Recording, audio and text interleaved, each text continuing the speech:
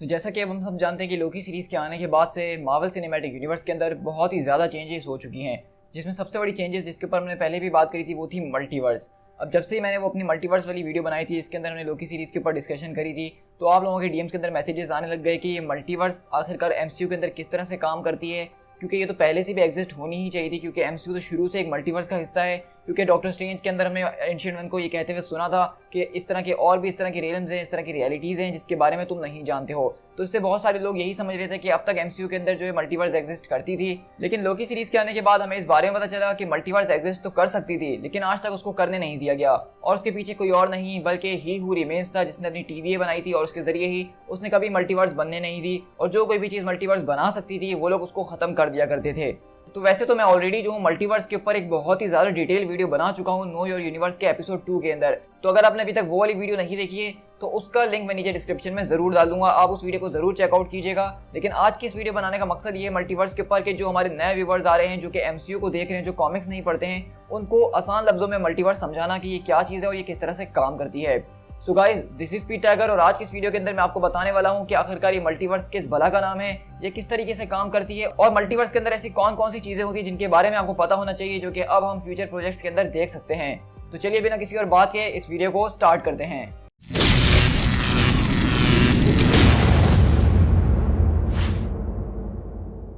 तो अब मैं यहाँ पे आपको थोड़ा सा साइंस का ज्ञान पेलने वाला हूँ। जैसा कि आप सब जानते हैं कि यूनिवर्स है जिसके अंदर अलग अलग गैलेक्सीज हैं, सोलर सिस्टम्स हैं, प्लैनेट्स हैं, और बहुत सारे लोग मानते हैं कि यहाँ पे एलियंस भी रहते हैं जिनका आज तक हमें कोई नामो निशान तो मिला नहीं।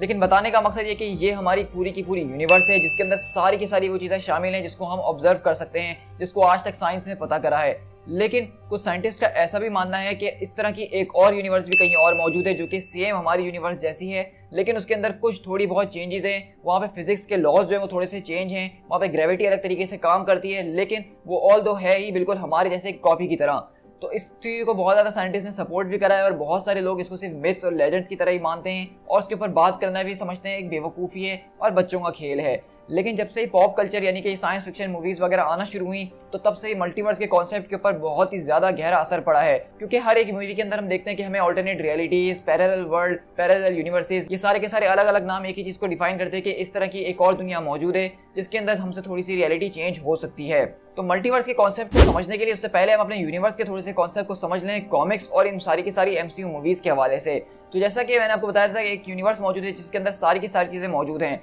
अब इसी एक यूनिवर्स के अंदर अलग अलग डायमेंशंस भी मौजूद होती हैं। जिस तरह के एसगार्ड जो है वो दरअसल एक तरह की डायमेंशन है जिसको डायरेक्टली एक्सेस करना इतना आसान नहीं है, जिसको बायफ्रॉस्ट के जरिए एक्सेस किया जाता है, और वो हमारी इसी कंटिन्यूटी के अंदर शामिल है। लेकिन जब ऑल्टरनेट रियलिटी की बात होगी तो वहाँ पे भी उसका एक अपना एसगार्ड होगा, उसकी एक अलग डायमेंशन होगी, और वहाँ पे उसकी थोड़ी सी रियलिटी चेंज जरूर होगी। तो आपने अक्सर सुना होगा कि ऑल्टरनेट यूनिवर्सेस और ऑल्टरनेट डायमेंशंस के बारे में। तो डायमेंशन दरअसल मैं एक पूरी की पूरी यूनिवर्स नहीं कहना चाहूंगा, बल्कि डायमेंशन जो होती है वो यूनिवर्स के अंदर एक पॉकेट रियलिटी होती है जहाँ पे थोड़ी बहुत चेंजेस होती है, लेकिन वो होती हमारी ही यूनिवर्स का हिस्सा है। इन शॉर्ट, अगर आप डायमेंशन के टर्म को समझना चाहते हो तो ये समझ लीजिए कि वो हमारी यूनिवर्स के अंदर ही है। अगर हमारी यूनिवर्स को कुछ होगा तो उसके साथ डायमेंशन बर्बाद हो जाएगी, लेकिन अगर डायमेंशन बर्बाद होती है तो उससे हमारी यूनिवर्स के ऊपर कोई इतना बड़ा फर्क नहीं पड़ेगा। तो अभी तो हमने बात कर ली यूनिवर्स और डायमेंशन के ऊपर, तो हम अपने इसी सर्कल से थोड़ा सा और बाहर आ जाए जहाँ पे हमें पता चलता है कि यहाँ पे हमारी यूनिवर्स की तरह और भी ज्यादा यूनिवर्सेस मौजूद हैं जिसको कहा जाता है मल्टीवर्स। तो मल्टीवर्स का मतलब ही यही है कि एक से ज्यादा यूनिवर्स, यूनी का मतलब एक और वर्स का मतलब जिसके अंदर हम रहते हैं, और मल्टीवर्स का मतलब कि एक से ज्यादा यूनिवर्सेस जिसके अंदर हम लोग इस वक्त मौजूद हैं। तो इस वक्त अगर देखा जाए तो हम लोग भी एक तरह की मल्टीवर्स के अंदर ही मौजूद हैं, और हो सकता है कि हमें अभी तक पता ना चला हो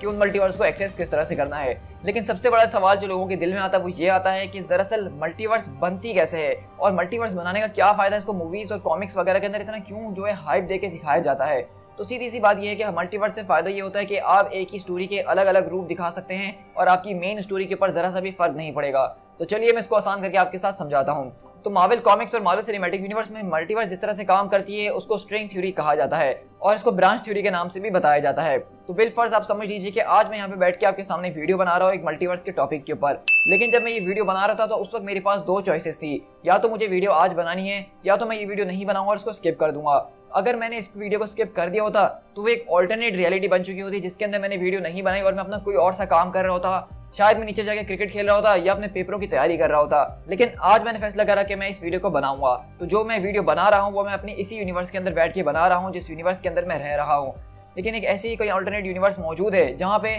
स्पीड टाइगर ने जो है आज वीडियो नहीं बनाई होगी और वो कुछ और काम कर रहा होगा। तो इसी तरह अगर आप अंदाजा लगाएं तो हर एक सेकंड के ऊपर हर एक अल्टरनेट रियलिटी और यूनिवर्स बन रही है। मतलब किसी भी लिविंग थिंग या नॉन लिविंग थिंग के कोई ऐसे छोटे से डिसीजन की वजह से एक पूरी की पूरी अल्टरनेट रियलिटी बन सकती है, जिसके अंदर बहुत ज़्यादा चेंजेस भी हो सकती हैं और बहुत स्लाइटली चेंजेस भी हो सकती हैं। तो इस तरह से तो आपका अगला सवाल ये होगा कि इस तरह से तो पता नहीं कितनी ज़्यादा मल्टीवर्सेस होंगी, क्योंकि हर पल हर एक इंसान जब इतने डिसीजन लेता है तो इस पूरी दुनिया पूरी यूनिवर्स के अंदर कितने लोग कितने डिसीजन ले रहे होंगे। तो बिल्कुल इसी वजह से मल्टीवर्स का जो कॉन्सेप्ट है उसको कहा जाता है कि इन्फिनाइट वर्ल्ड्स, यानी कि ये इन्फिनाइट दुनिया है, ये कभी खत्म नहीं हो सकती है, आप इसको कभी गिन नहीं सकते हैं। जिस तरह आसमान के अंदर सितारे आप कभी गिन नहीं सकते हैं, उसी तरह इस पूरी की पूरी मल्टीवर्स के अंदर कितनी यूनिवर्सेस मौजूद हैं आप उनको भी नहीं गिन सकते हैं, क्योंकि ये सारी यूनिवर्सेस जो है एक अलग अलग छोटे छोटे डिसीजंस के ऊपर बेस्ड करती हैं और वो डिसीजंस करोड़ों लाखों अरबों एक्सपोनेंशियल वैल्यूज के अंदर हो सकते हैं। तो अब जैसा कि हम मार्वल सिनेमैटिक यूनिवर्स के अंदर हम मल्टीवर्स को देख ही चुके हैं, तो अब मैं आपको थोड़ा सा कॉमिक्स के साथ भी जोड़ जोड़ के इसकी इन्फॉर्मेशन देते रहूंगा ताकि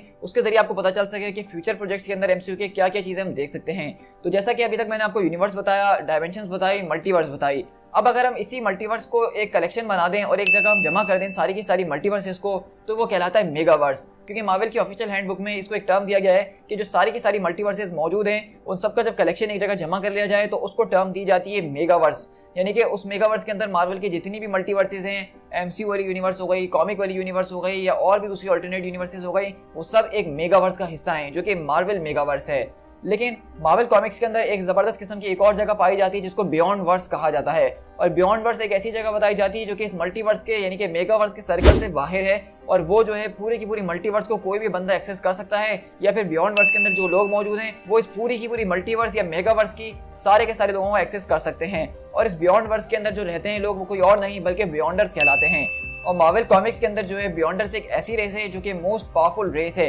उसका एक एक मेंबर इतना ज्यादा खतरनाक होता है कि वो पूरी यूनिवर्स को खत्म कर सकता है। तो उसके सिर्फ 3 मेंबर्स ने मिलकर जो है लिविंग ट्राइब्यूनल को जान से मार डाला था। उसके साथ साथ पूरे के पूरे कॉमिक्स के अंदर जितने सेलेस्टियल्स थे, कॉस्मिक एंटिटीज थी, उन सब का काम तमाम कर दिया था सिर्फ 3 बियॉन्डर्स ने ही। तो आप अंदाजा लगा सकते हैं कि ये जो मल्टीवर्स के बाहर एक जगह है बियॉन्ड वर्स, इसके अंदर जो भी लोग रहते हैं ये बहुत ज्यादा पावरफुल है। तो अब जैसा कि मल्टीवर्स की ब्रांचेस बनना शुरू हो गई हमारे एमसीयू के अंदर भी, तो मेरे ख्याल से ये थोड़े ही टाइम की बात है कि हमें जो है बहुत जल्द बियॉन्ड वर्स से भी इंट्रोड्यूस करवा दिया जाए और हम बियॉन्डर्स को एमसीयू के अंदर देखें जो कि एक अलग ही पावर लेवल के ऊपर होते हैं। अगर हम अपने मेगावर्स, बियॉन्ड वर्स, इन सारी की सारी चीज़ों से बाहर निकले तो हमारे पास एक और सर्कल आता है जो कि मार्वल कॉमिक्स में और भी ज़्यादा ऑर्गेनाइज किया गया है। तो इसके बाद जो टर्म आता है हमारे पास वो होता है ओमनीवर्स। अब मैं जानता हूं कि जो लोग बेंटन ओमनीवर्स देखते आए हैं उनको ये टर्म बहुत ज़्यादा सुना सुना होगा, लेकिन इसकी अंडरस्टैंडिंग उनके पास अभी भी नहीं होगी। तो ओमनीवर्स को समझना बहुत ही ज़्यादा आसान है। समझ लीजिए कि अब तक हम जितने भी सर्कल्स देखते हैं यूनिवर्स के, मल्टीवर्स के, मेगावर्स के, बियॉन्ड वर्स के, उन सबसे बाहर एक और सर्कल मौजूद है जो कि ओमनीवर्स है। लेकिन इस पूरे के पूरे ओमनीवर्स के सर्कल के अंदर हमारी अलग अलग मल्टीवर्सेस और मेगावर्सेस मौजूद है। अब समझ लीजिए हमारे सामने एक बहुत ही बड़ा सर्कल है जिसको ओमनीवर्स कहा गया है। अब इसी के अंदर जो है हमारे पास मार्वल की पूरी मल्टीवर्स मौजूद है, यानी whole Marvel cinematic universe, Marvel comics सब कुछ जो एक जगह मौजूद है। उसी के साथ हमारे पास डीसी की पूरी यूनिवर्स मौजूद है, यानी डीसी कॉमिक्स, डीसीयू। इसी के साथ हमारे पास ट्रांसफॉर्मर्स यूनिवर्स मौजूद है, टीएमएनटी यूनिवर्स मौजूद है, और इसी के साथ हमारे पास जो फास्ट एंड द फ्यूरियस की यूनिवर्स भी मौजूद है, जिसके अंदर से फैमिली चीखने की आवाजें आ रही है ना जाने क्यों। लेकिन ओमनीवर्स का मतलब ये है कि जितनी भी चीजें हम लोग को आज तक पता है वो सब इस ओमनीवर्स का हिस्सा हैं। तो एक तरह से देखा जाए तो इसके अंदर एक छोटा सर्कल ऐसा भी होगा जो कि हमारी यूनिवर्स को रिप्रेजेंट कर रहा होगा, यानी कि देखा जाए तो हम भी जो है एक ओमनीवर्स का हिस्सा हैं। और यहीं कहीं शायद आसपास हमारे पास मार्वल यूनिवर्स भी मौजूद है जिसको अभी तक हम एक्सेस नहीं कर पाए हैं। हो सकता है कि साइंस कभी इतनी ज़्यादा तरक्की कर ले कि वो इन सारी की सारी मल्टीवर्सेस के बीच के जो बैरियर्स हैं उनको तोड़ सके और दूसरी डायमेंशन या दूसरी मल्टीवर्सेस के अंदर एक्सेस कर सकें। लेकिन ये सारी बातें इस वक्त सिर्फ ख्याली बातें हैं, इनको हम सिर्फ सोच सकते हैं, इनको समझना बहुत ही ज़्यादा मुश्किल है क्योंकि अभी तक ये सारी की सारी बातें साइंटिफिकली प्रूव नहीं हुई हैं और इनका साइंटिफिकली प्रूव होना काफ़ी मुश्किल भी है। लेकिन पॉप कल्चर के अंदर बात की जाए तो ये सारी की सारी थ्योरीज और मल्टीवर्स का कॉन्सेप्ट बहुत ज़्यादा फैसिनेटिंग लगता है, जिस वजह से व्यूअर्स इससे जुड़ पाते हैं। तो अब जैसा कि मैं आपको मल्टीवर्स, यूनिवर्स, ओमनीवर्स, मेगावर्स सब कुछ समझा चुका हूँ, तो हम बात कर लेते हैं कुछ कॉस्मिक एंटिटीज के बारे में जो कि मार्वल कॉमिक्स के अंदर पाई जाती है और उनको अनकरीब जो है हम लोग अपने मार्वल सिनेमैटिक यूनिवर्स के अंदर भी देख सकते हैं। तो सबसे पहली बात अगर की जाए तो यहाँ पे हमारे पास लिविंग ट्राइब्यूनल का कैरेक्टर है जो कि इस पूरी की पूरी मल्टीवर्स वाली सिचुएशन में बहुत ठीक तरीके से बैठता है। तो लिविंग ट्राइब्यूनल के ऊपर मैं ऑलरेडी एक बहुत ज़्यादा डिटेल वीडियो बना चुका हूँ न्यू ईयर यूनिवर्स के अंदर, जिसका लिंक आपको नीचे डिस्क्रिप्शन में मिल जाएगा। लेकिन मैं आपको बताता चलूँ कि लिविंग ट्राइब्यूनल दरअसल मार्वल मल्टीवर्स का जज है। तो जैसा कि मैंने अभी आपको बताया कि हमारी एक यूनिवर्स के अंदर जैसे मेरा एक वर्जन है तो दूसरी यूनिवर्स के अंदर मेरा ही एक और वर्जन होगा, लेकिन थोड़ा सा डिफरेंट होगा। और इसी तरह आयरन मैन का अलग अलग वर्जन हर एक अलग अलग यूनिवर्सेस के अंदर मौजूद होंगे। लेकिन लिविंग ट्राइब्यूनल जो शख्स है वो पूरी की पूरी मल्टीवर्स के अंदर सिर्फ एक ही मौजूद है, मतलब हर जगह उसका एक ही वर्जन मौजूद है, वो एक ही है जो कि सारी की सारी मल्टीवर्सेस के ऊपर नजर रखता है और उसका काम बेसिकली ये है कि अगर मैजिक का गलत इस्तेमाल हो रहा है तो उसके खिलाफ वो एक्शन लेगा। और वो इतना ज़्यादा पावरफुल एंटिटी है कि वो एक इशारे पे जो है इन्फिनिटी गॉन्टलेट को नाकाम कर सकता है, उसका कोई काम नहीं रहेगा और वो सिर्फ पत्थर बन जाएंगे या पेपर वेट्स बन जाएंगे। तो अब जैसा कि हम देख चुके हैं कि मल्टीवर्स एमसीयू के अंदर लोकी सीरीज के अंदर बहुत तेजी से बन चुकी है, ब्रांचेस बनना स्टार्ट हो चुकी हैं, तो शायद यही सही वक्त है कि लिविंग ट्रिब्यूनल को इंट्रोड्यूस करवाया जाए और बताया जाए कि इस मल्टीवर्स के ऊपर एक बहुत ही बड़ी पावर मौजूद है जो कि इसकी निगरानी कर रही है, और वो लिविंग ट्रिब्यूनल है। अब लिविंग ट्रिब्यूनल के दिखने के जो सबसे ज्यादा चांसेस मुझे नजर आ रहे हैं वो doctor strange multiverse of madness के अंदर नजर आ रहे हैं, क्योंकि लिविंग ट्रिब्यूनल का जो कैरेक्टर है वो सबसे पहली बार कॉमिक्स में भी डॉक्टर स्ट्रेंज के कॉमिक्स के अंदर आया था और मूवीज के अंदर भी मेरे ख्याल से डॉक्टर स्ट्रेंज के ही कॉमिक्स के अंदर उसको आना चाहिए। इसके अलावा हमारे पास इटर्निटी कॉस्मिक एंटिटी है जो कि एक यूनिवर्स को प्रेजेंट कर रही होती है, इसका जो पूरा टाइम एंड स्पेस होता है वो इटसेल्फ इटर्निटी कहलाता है। लेकिन एक मल्टीवर्सल इटर्निटी भी है जो कि पूरे के पूरे मल्टीवर्स के स्पेस को रिप्रेजेंट कर रही होती है, तो मे भी इन फ्यूचर हम लोग जो है इस वाली कॉस्मिक एंटिटी को भी देख रहे हैं। इसके अलावा अगर हम कॉस्मिक एंटिटीज की बात करें तो वो बहुत ही ज्यादा है मार्वल कॉमिक्स के अंदर, और उसमें से कुछ भी अगर हम देख लें एमसीयू के अंदर तो वो हमारे लिए बहुत ही बड़ी बात होगी। लेकिन लिविंग ट्रिब्यूनल और मल्टीवर्सल इटर्निटी ऐसी कॉस्मिक एंटिटीज हैं जो कि इस मल्टीवर्स वाली चीज के ऊपर ज्यादा बेस्ड करती है, तो इसीलिए मैंने इनका जिक्र आपके साथ यहाँ पे करा है।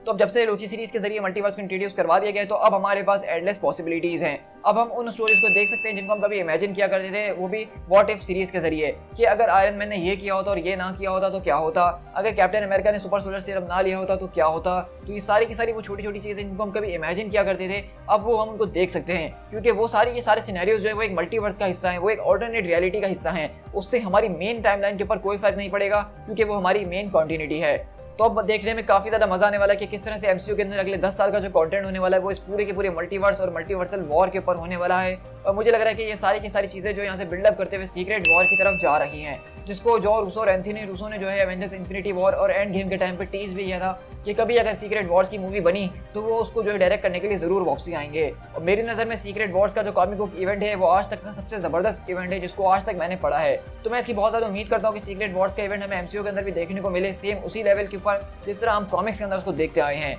So guys with that being said हम इस वीडियो को यहीं पर रैप अप करते हैं। मैं जानता हूँ कि वीडियो थोड़ी सी लंबी जरूर हो गई है, लेकिन इसके अंदर इन्फॉर्मेशन इतनी ज्यादा थी जो कि आपको समझाना जरूरी थी। तो आई होप कि आपको यहाँ से मल्टीवर्स, यूनिवर्स और अलग अलग दूसरी चीजों का कॉन्सेप्ट समझ में आ ही गया होगा, और अब आपके पास एक अच्छी अंडरस्टैंडिंग होगी एमसीयू के फ्यूचर प्रोजेक्ट्स के लिए, और आपको पता चलता रहेगा कि मल्टीवर्स किस तरह से काम करती है, वो किस तरह से बनती है और उसके पीछे कौन कौन सी फोर्सेज मौजूद हैं। सो गाइस आई होप कि आपको ये वीडियो काफी ज्यादा पसंद आई होगी, तो इस वीडियो को लाइक करना बिल्कुल भी मत भूलिएगा, और अगर आपको इस वीडियो के जरिए कुछ नया सीखने को मिला है तो उसको अपने दोस्तों के साथ शेयर करना मत भूलिएगा, और अगर आप चैनल पर नए आए हैं तो चैनल को सब्सक्राइब करना तो बिल्कुल भी मत भूलिएगा। हम इस तरह की वीडियोस अपने चैनल के ऊपर कवर करते रहते हैं। तो आज बेसिकली फेस कैम वीडियो करने का मकसद ये था ताकि आपको चीज़ अच्छी तरीके से एक्सप्लेन की जा सके। मैंने देखा है कि अक्सर जिन वीडियोस के ऊपर फेस कैम नहीं होता है उनको लोग ज़्यादा ध्यान नहीं देते हैं, तो इसीलिए मैंने आज एक्सपेरिमेंट करके देखा है। अगर एक्सपेरिमेंट सक्सेसफुल होगा तो हम फ्यूचर में इसी तरह फेस कैम वीडियोस ही बनाया करेंगे आप लोगों की तरह। तो आप मुझे कमेंट में जरूर बताइएगा कि आपको ये वीडियो कैसी लगी है। ये सेटअप वगैरह इतना कोई खास नहीं है, लेकिन आप मुझे फिर भी बताइएगा कि आगे फेस कैम वीडियो में करनी चाहिए कि नहीं करनी चाहिए। साथ ही साथ आप मुझे फेसबुक और इंस्टाग्राम पे फॉलो कर लीजिएगा, और इस वीडियो के बारे में कोई भी कंफ्यूजन हो तो आप मुझसे वहाँ पे पूछ सकते हैं।